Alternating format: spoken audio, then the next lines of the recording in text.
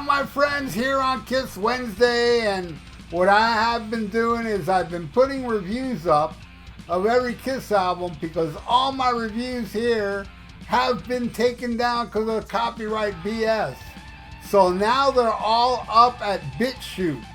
And the original Asylum review I'm about to talk about now, that's over there, it's in the link below. You can watch the original version where I use video of that era, music of that era, pictures and what have you.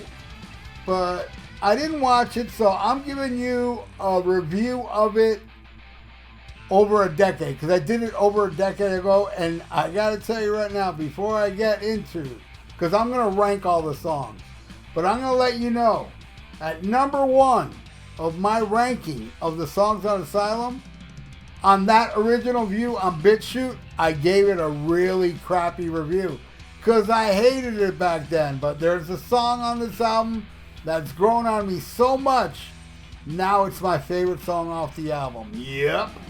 And what can I say about this album? It was released in 1985, and it's the first album with Bruce Kulick on guitar. Now he's the official member, and in my opinion, this is the best Kiss album he played on. The song "Love's a Deadly Weapon" credits Plasmatic members Rod Swenson and Wes Beach, as it's borrowed heavily from their band song "Party." You know, the title and the lyrics are, however, taken from the 1981 Kiss demo written by Paul Stanley that was officially released on the 40th anniversary remaster of Destroyer. Another Plasmatic member, Jean Beauvoir, is also credited as songwriter and plays bass on at least two of these songs. Yeah, man, it's crazy. This damn band, man, always has these guest musicians, you know. Eric Carr played on the bass on "I Still Love You," and here we have, you know, Jean Beauvoir. You know, who knows what he did? You know, he played bass, you know, where Gene was too busy making his best movie, Wanted Dead or Alive. Yeah, that's right, I said it. But no, I think Wanted Dead or Alive was after this. But either way, now in retrospect, many, many decades later, now that I look back on Asylum, I have a lot of love for it now. I would say it's easily the second best non-makeup album. You know, Lick It Up and Asylum are the two best albums without makeup, in my opinion. I saw the tour, and it had Wasp open, Last Command. And I'll never forget, something really weird happened at that show. I was all the way up front, and there was a girl with a tank top on, right? And she was well endowed. And she's all the way up front. I'm all the way up front, just like a foot or two away from her. Paul Stanley comes down, and I'm not lying.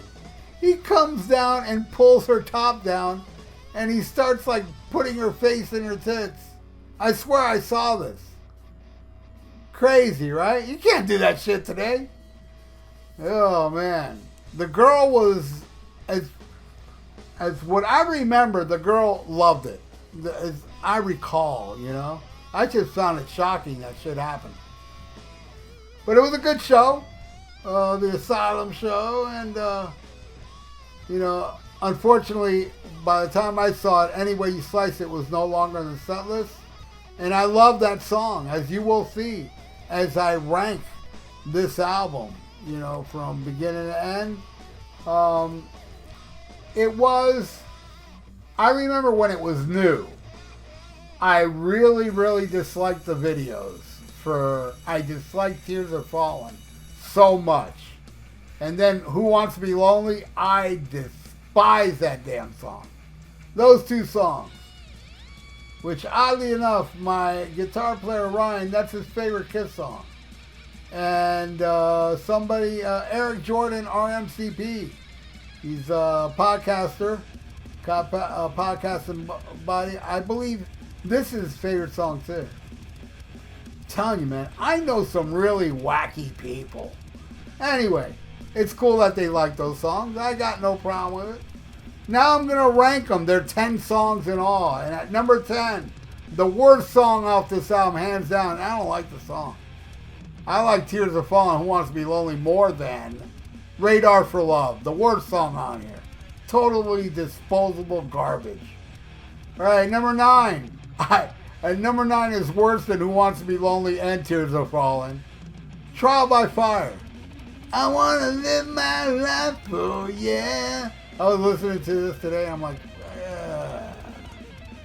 All right, number 8, Tears Are Falling. Yes, I know a lot of you love that song.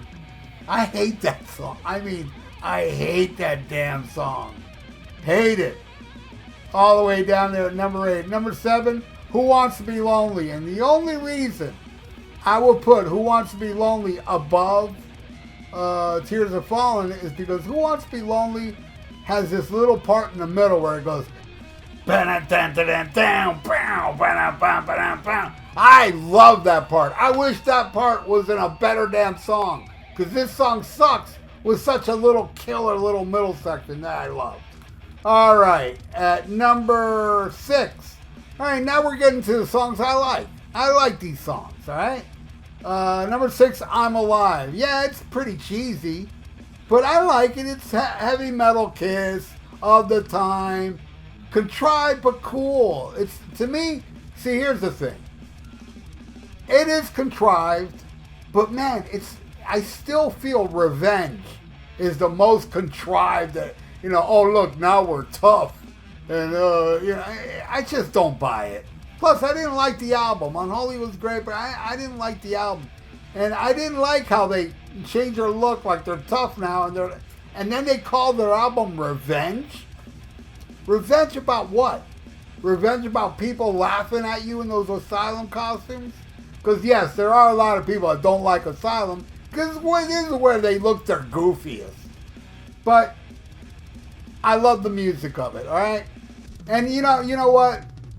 This doesn't seem as contrived as the Tough Look, because at this time in the 80s, yes, they were chasing everybody, but they took glam, you know, they over-glammed it and all that shit.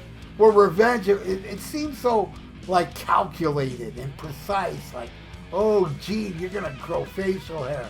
And you know, during the Revenge era, they forbid Gene to stick out his tongue. I'm telling you the truth. Go ahead, find me one picture of the Revenge era where it's Gene sticking out his tongue. You won't be able to. All right, that was a long explanation. All right, at number 5, I love this song. Even this song is so stupid. I love it. Is All Night. And I love the video too. With those nurses, you know, it's good shit, man. The synchronicity of their butts, that was pretty cool. But I dig All Night. It's kind of Heaven's on Fire Part 2, and I love Heaven's on Fire. All right, number 4, Love's a Deadly Weapon. I think this song is heavy, fast, and a lot of people out there hate this song. Not me, man. I put it all the way at number 4. All right, at number 3, Any Way You Slice It. I love it. Yes, you know, pretty cheesy, and, you know, Gene, oh yeah, your mother's little daughter and all that. You know, it's the typical Gene, you know, oh, look at me, I'm a rock star, and I bang young girls. He sang a lot of songs like this back then. But it rocks, man. I dig it. And number 2, what opens the album? King of the Mountain. It's a good Paul tune. Best Paul tune on here. And it's ripping, man. It's a great opening tune. And I love Eric's little drum solo in the beginning, which wasn't supposed to be on there. But they ended up putting it on there. Anyway, it's good. And it's at number 2. All right, like I told you. My number 1, I hated in the original review, which you can see at BitChute, and the link is in the comments below. My number 1 favorite album that I used to not like is Secretly Cruel. That's right. I love it. And I love the very beginning of it. Sounds like it could have been on Rock and Roll Over. It has that rocky, rolly type riff. And I just love it. I just think it's a damn cool song. And back in, you know, for like 20 years, I hated it, you know? And now I love it. But I've been loving Secretly Cruel for about, I don't know, maybe 5, 6 years by now. Maybe even longer. It's awesome. I love it. But anyway, that is my Kiss review for Asylum. As I said, look down in the description below.